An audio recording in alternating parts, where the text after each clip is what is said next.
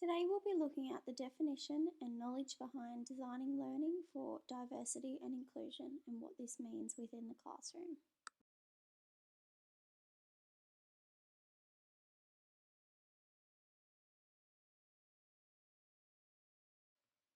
So here is a copy of the assessment task and marking criteria.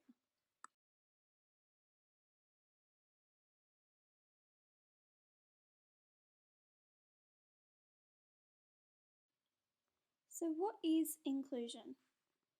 A formal definition of inclusion stated by Reading Rockets is an exclusive classroom is a general education classroom where students with and without learning differences learn together. Inclusive classrooms are welcoming and support the diverse academic, social, emotional, and communication needs of all students.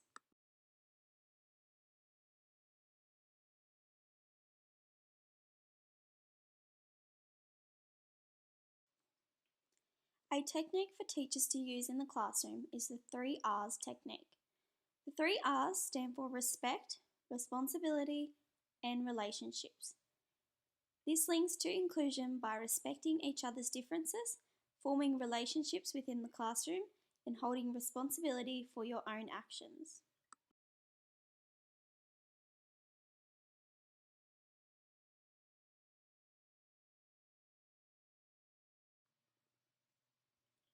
So diversity within the classroom is formally defined as having a diverse group of students. Simple means recognising that all people are unique in their own way. Their differences could consist of their reading level, athletic ability, cultural background, personality, religious beliefs, and the list goes on. And this definition comes from NDT Resource Centre. So diversity is a lot more common now than it used to be years ago, hence why it is very important to create a multicultural society.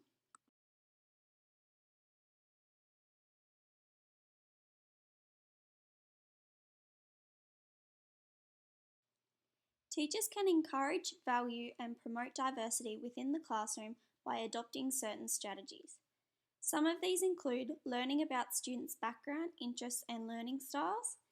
This may make the teacher's job easier if they can understand each learning style of the students in the class.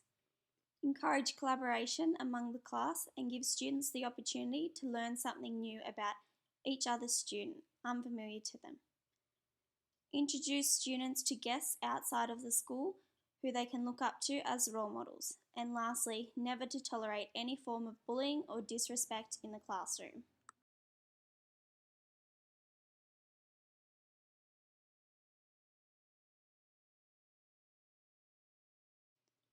Universal Design for Learning, known as the UDL, is a way for teachers to think about the way they structure their classes and encourage students to learn. Due to diversity, teachers must have a variety of teaching styles to cater for the needs of students. Using this technique helps all students in the classroom but can specialise for students who suffer with learning difficulties. I have attached a link to a YouTube clip which also explains UDL.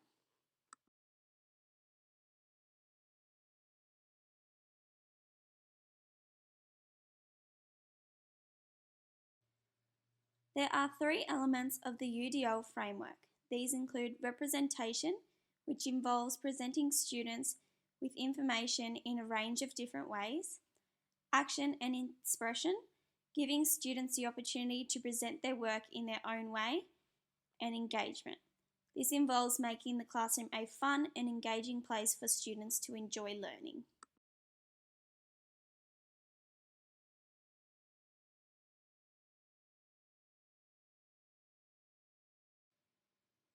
Here is a snapshot of the UDL framework. It is broken into three different elements.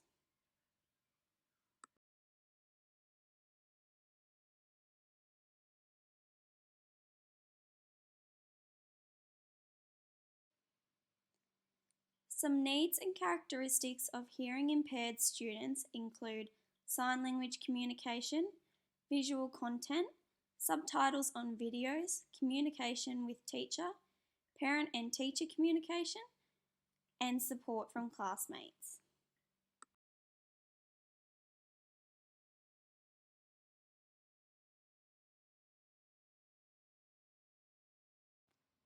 A learning strategy to include of hearing and impaired students is to ensure the student has access to a variety of learning resources to assist with their learning needs. This strategy can be fulfilled by adopting the following techniques into the classroom.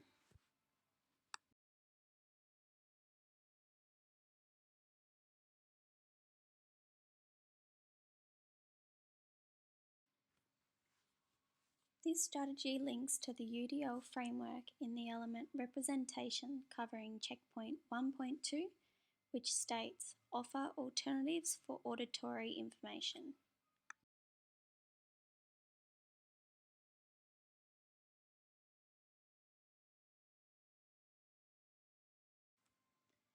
Another learning strategy to include for hearing and impaired students is to provide the student with an opportunity to present their work in their own unique way.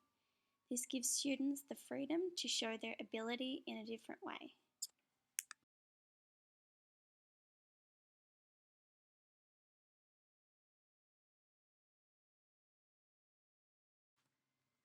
This strategy links to the UDL framework in the element engagement, covering checkpoint 7.1, which states optimize individual choice and autonomy.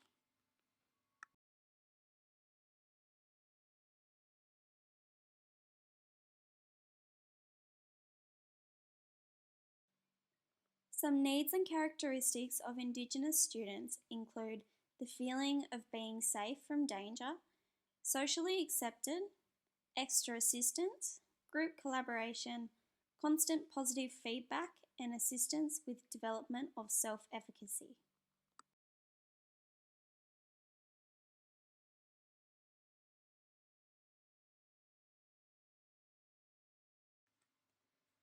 A learning strategy to include for Indigenous students is to have high standards and set challenging goals for students. Anything is achievable for these students if they put their mind to it. They may need assistance and encouragement, but it is definitely possible, and they thrive on feedback, both positive and negative.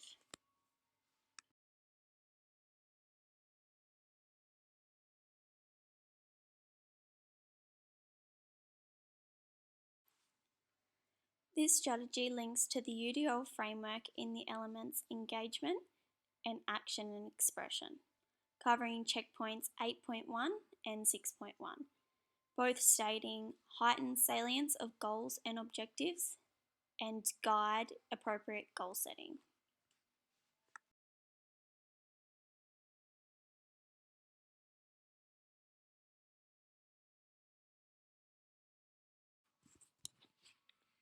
Another learning strategy for Indigenous students is the use of the 8 ways of learning pedagogy. Using this method allows students to connect to their culture through learning and extend the knowledge of the students around them.